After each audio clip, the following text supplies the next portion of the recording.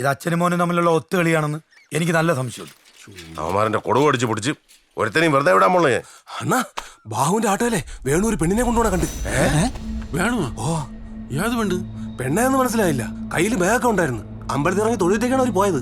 ഓഹോ, അതാണ് അവന്മാരെ കണ്ട് പരിങ്ങിയത്.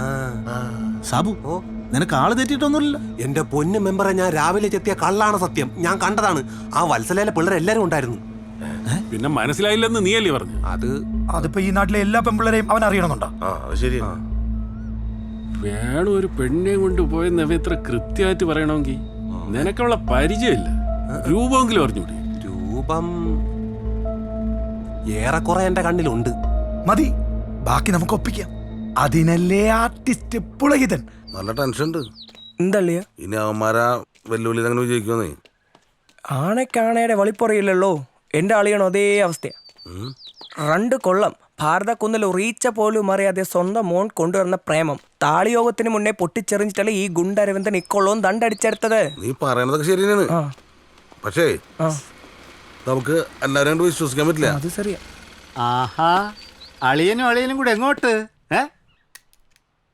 അല്ല, വിഷയം അറിഞ്ഞിട്ടുള്ള നടത്തമാണെന്ന് തോന്നണില്ല.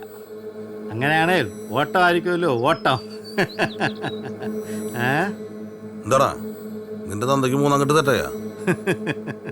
തന്ത മക്കൾക്ക് കല്യാണം ആലോചിച്ച് കൊടുക്കുന്നതും മക്കള് തന്തയ്ക്ക് കല്യാണം ആലോചിച്ച് കൊടുക്കുന്നതെല്ലാം നാട്ടു നടപ്പ് കൊണ്ട്.